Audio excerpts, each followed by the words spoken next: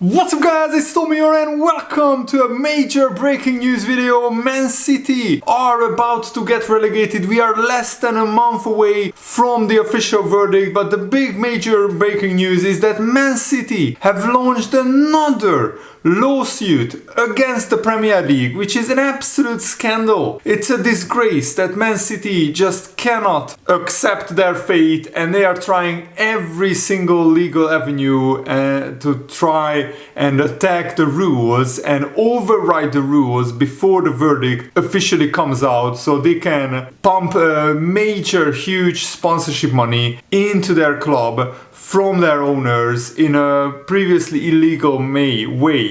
This lawsuit is about Man City saying the new APT rules remain unlawful, and this is an absolute war that Man City are waging against the Premier League. So another tribunal will decide the outcome of this, and there is a detailed article from Mike Keegan, and we will talk about the facts here and what could possibly happen, and also why Man City are doing this and my opinion as well. But let me know, what do you think about Man City's behavior? What do you think should be their major punishment when the verdict comes out? What should be their major punishment? Let me know all your thoughts down below, and if you enjoy these updates, make sure to leave a like and subscribe if you are new around here, because I cover this case extensively and I cover Premier League news and Liverpool news as well. So Man City have again challenged the Premier League's rules on sponsorship deals, and the reason why they are doing this is because if they get relegated to a lower league, they would need hundreds of millions of pounds to see through that period until they get back to the Premier League, and they want to illegally pump enough money in from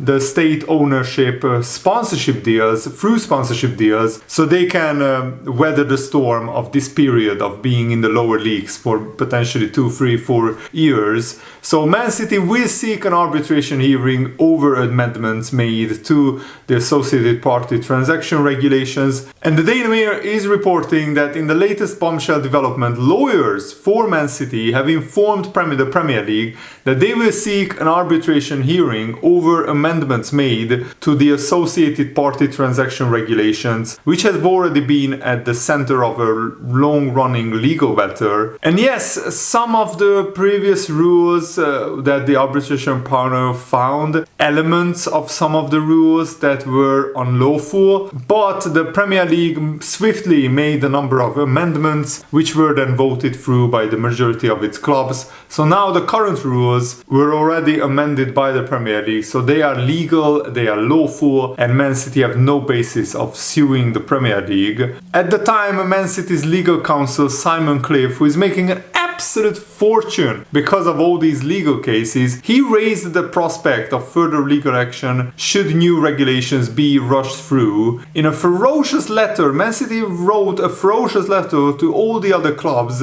basically threatening them, and yet they voted in the new rules amended by the Premier League, and now Man City are suing the Premier League again. So the previous rules did not subject shareholder loans from parties with a stake in clubs such as owners to the same fair market valuations and as commercial deals, and some of Man City's rivals like Liverpool and Arsenal benefited significantly from these shareholder loans. But the new rules say existing shareholder loans will effectively be set to one side and not be subject to such valuations, meaning those involved escape having to pay fees worth millions, backdating the previous shareholder loans that already were given to the clubs. So the Liverpool and Arsenal and all the other clubs who got these shareholder loans don't have to pay retrospective fees. And Man City say that this means the new rules remain discriminatory and unfair. So let me know, do you agree with them or not? Leave your thoughts down below. They also say the fact that clubs can't continue to benefit from shareholder loans with only the interest rate subject to a fair market value assessment, and they can obtain the full value of the loan before such an assessment has taken place, is also unjust, Man City are arguing. The new rules will continue to be in place while this legal challenge carries on, and no time frame has yet been set for a hearing. But you can understand what Man City are doing here. They are trying every legal avenue to break the rules, to amend the rules to their liking so they can pump more money into their club via shareholder loans, via state sponsorship deals. And Man City already spent 210 or 220 million pounds in just this January transfer window, preparing probably for the worst case scenario, which is Man City to get relegated to the lower leagues. Hopefully their titles and trophies will be stripped away from the period which they cheated in, which is like for the past 15 years basically. And also Man City signed a lot of young players, so even if they get a transfer embargo that they can't sign players for 2, 3, 4 transfer windows, they have a lot of young players that they can develop and grow, and they will have enough players to weather the storm of potentially staying in the lower leagues. And this is a very complex and messy situation, Daily Mail says, with both Man City and the Premier League are awaiting further clarification from the original tribunal panel over whether the whole associated party transaction system should have been declared null and void. The amendments were voted through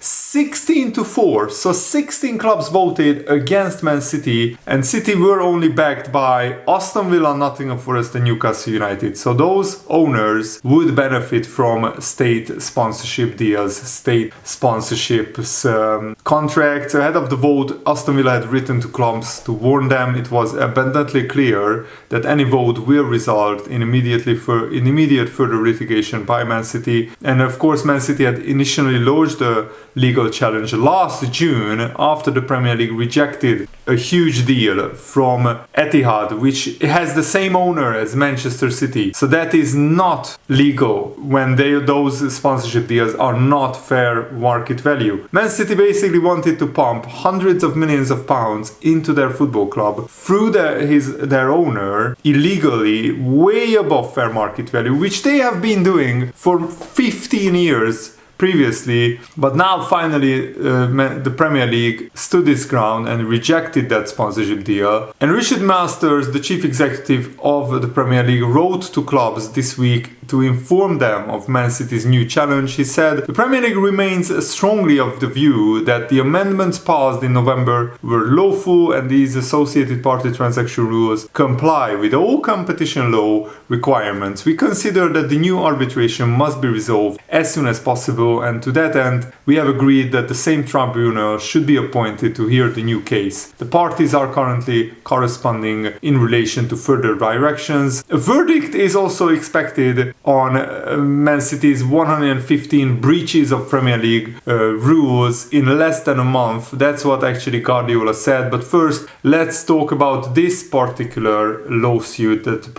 Man City again launched against the Premier League. So previously it was already said that Man City would need to initiate a new arbitration against the Premier League in order to tackle the newly updated rules, and that's exactly what happened. And if you are wondering why this matters, Man City expect to be relegated for their 130 charges, absolutely decimating and leveling, flooring their revenues. However, if they could secure a monstrously large commercial deal with, of course, their own owners, as I already said, Etihad Airways, who is owned by the same people that Man City are owned by, they wanted to pump in £500 million into Man City. If they could secure a huge commercial deal before getting relegated, that could limit some of the financial damage. But the APT rules are preventing Man City from doing so. If they can get the rules null and void, then in this interim period between that happening and when the Premier League can reinstate lawful ones, then Man City has the chance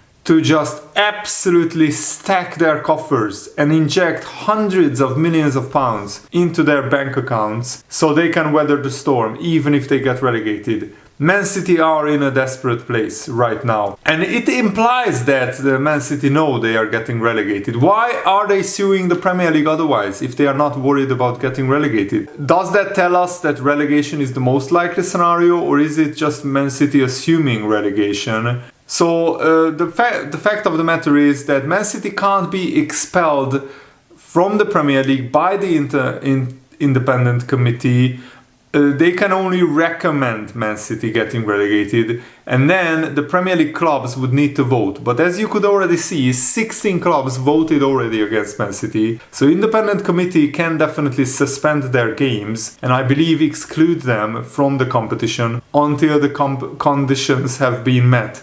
So Man City can't get relegated without it being done via a points deduction. I don't see a world where they apply a points deduction over multiple seasons. That is not realistic. I think they should get stripped of all the titles and trophies that they won while they cheated in the last 15 years, and they should get relegated to the National League. So it's not easy for them to bounce back in 1 or 2 seasons. Relegate them to the National League, to non-league football, or to League 2, the lowest division of professional football. That's fine by me as well. Of course, there is an argument. Why would Man City spend so much if they thought they would be punished for the charges? So Man City are saying that they believe in their innocence and they have irrefutable evidence, but so far, in like the last 7 or 8 years, while this Premier League investigation has gone on against Man City, they haven't presented that irrefutable evidence. Man City are just spinning this in the PR as a PR machine, that if Man City get punished, it's obviously only because the Premier League is out to get us. No, it's because Man City broke, maybe not all of the, but some of the 113 rules and charges that the Premier League leveled against them. Man City boss Pep Guardiola also expects to learn the outcome of the hearing into the 130 charges of alleged Premier League financial rule breaches in less than a month. So nobody knows exactly when that verdict will be revealed, but it is expected into the first quarter of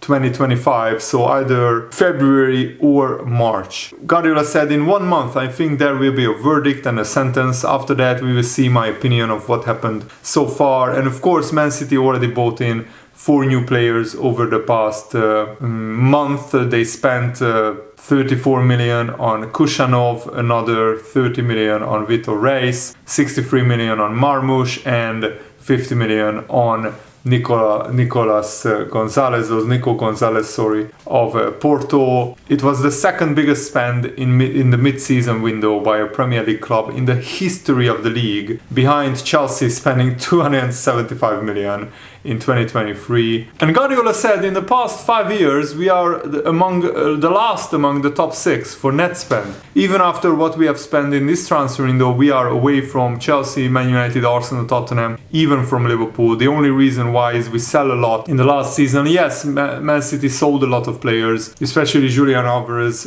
being sold for 80 million helped their net spend. Selling Cole Palmer and Dilap for a combined 57 million also is huge. And Guardiola is right in that Man City have a lower net spend than 4 of the top 6, but they have a higher net spend than Liverpool. But yeah, Man City have a lower net spend than Chelsea, Man United, Tottenham and Arsenal, but Man City's net spend is £322 million in the last 5 years, and Liverpool's net spend is just 248 million. So considering that Liverpool have a lower net spend than even West Ham and Newcastle in the past 5 years, the amount of trophies that Liverpool have won in the past 5 years is absolutely incredible, absolutely amazing, considering they have a lower net spend than these really, really big clubs.